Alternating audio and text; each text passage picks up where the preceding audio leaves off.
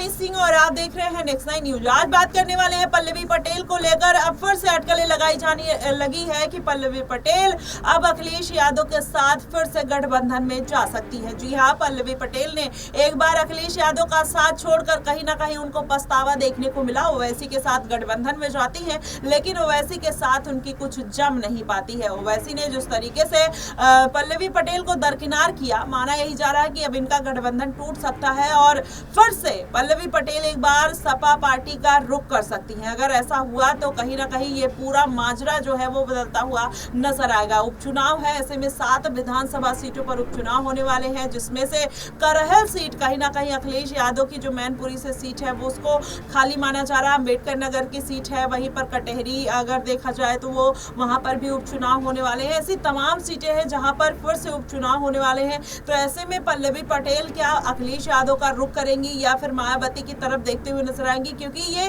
अब मायावती अगर अखिलेश यादव को समर्थन कर देती है तो कहीं ना कहीं इस उपचुनाव में भारतीय जनता पार्टी को फिर से बड़ा झटका लगता हुआ नजर आएगा। लेकिन अगर अखिलेश यादव को समर्थन ना करके भारतीय जनता पार्टी को मायावती समर्थन कर देती है तो अखिलेश यादव का गेम बिगड़ता हुआ नजर आएगा। क्योंकि मायावती भले ही किसी सीट पर जीत ना दर्ज कर पाए, लेकिन अगर ये पूरा गेम चाहे मायावती किसी का भी एक झटके में बिगाड़ सकती है, क्योंकि दलित वोट बैंक मायावती के खाते में भी जाता हुआ दिखाई देता है। ऐसे में अलग अलग वर्गों के जो वोट बैंक है इन दोनों पार्टियों में शिफ्ट होते हैं, लेकिन दलित वोट बैंक कहीं ना कहीं मायावती के खेमे में स्टक होता हुआ दिखाई देता है। तो ये पूरा अगर मामला देखा जाए तो इस बार का जो उपचुनाव है वो भी बेहद दिलचस्प होने वाला है, क्योंकि ये जो सीटें हैं, खाली सीटें हैं, अब इस पर अखिलेश यादव फिर से पीडीए की राजनीति करके 37 सीटों पर जीत तो दर्ज कर लेते हैं, लेकिन इस बार 7 लोकसभा जो विधानसभा की सीटें हैं इसमें अखिलेश यादव किस तरीके से जीत दर्ज कर पाएंगे? क्या पल्लवी पटेल एक सहयोगी की भूमिका में फिर से आ सकती हैं?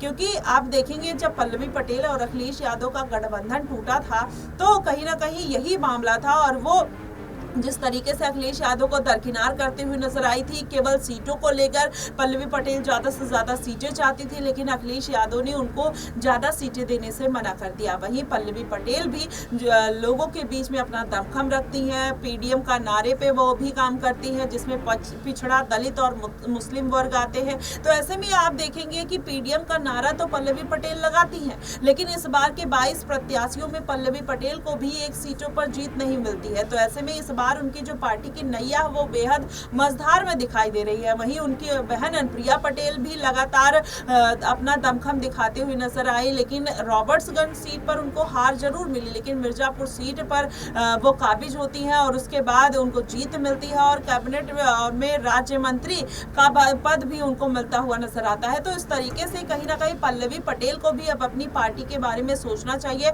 अगर अखिलेश यादव के साथ वो जब तक थी, कहीं ना कहीं उनका एक जनाधार था, वर्चस्व दिखाई देता था, पल्लवी पटेल की बातें होती थी, लेकिन इस बार के लोकसभा चुनाव में कहीं ना कहीं पल्लवी पटेल का वो वर्चस्व नहीं दिखाई दिया। जनता के बीच में वो उनका जिस तरीके से बुलंद आवाज थी वो नहीं दिखाई दी। तो ऐसे में माना यही जा रहा है कि आने वाले दिनों में हो सकता है पल्लवी पटेल अखिलेश यादव का फिर से समर्थन करती हुई नजर आए, क्योंकि अखिलेश यादव इस बार निर्णायक भूमिका में दिखाई दे रहे हैं। 37 सीटों पर जब से उनको जीत मिली है, कहीं ना कहीं वो अब राहुल गांधी, कांग्रेस पार्टी इसके पहले कहीं ना कहीं अपना दबदबा दिखाते हुए नजर आई, लेकिन अब ये पूरा गेम पलटता हुआ नजर आ रहा है। अखिलेश यादव अब कांग्रेस पार्टी पर भी हावी होते हुए नजर आ रहे हैं। वहीं अगर टीएमसी की बात करें तो अब टीएमसी भी कहीं ना कहीं अखिलेश यादव को ही तवज्जो देते हुए नजर आ रही है, क्योंकि इंडिया गठबंधन में अगर देखा जाए तो अखिलेश यादव को अब बड़ा चेहरा माना जा रहा है, और यही बड़ा कारण है कि अखिलेश यादव ने राज्यसभा में न बैठकर अब लोकसभा में बैठने का फैसला कर लिया है और उन्होंने इस्तीफा भी दे दिया है। तो ऐसे में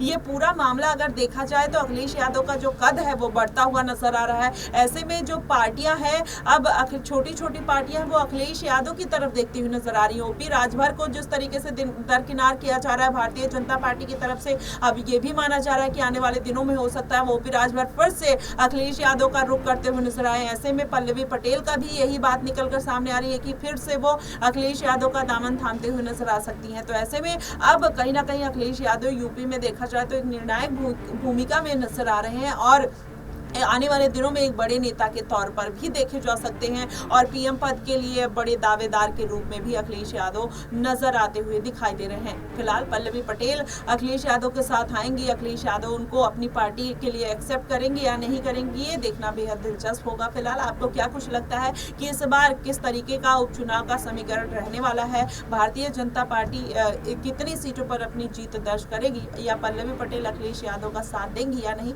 आप हमें कमेंट बॉक्स में जरूर बताइएगा। फिलहाल के लिए बस इतना ही। देश और दुनिया की तमाम खबरों के लिए हमारे साथ बने रहिएगा नेक्स्ट 9 न्यूज पर।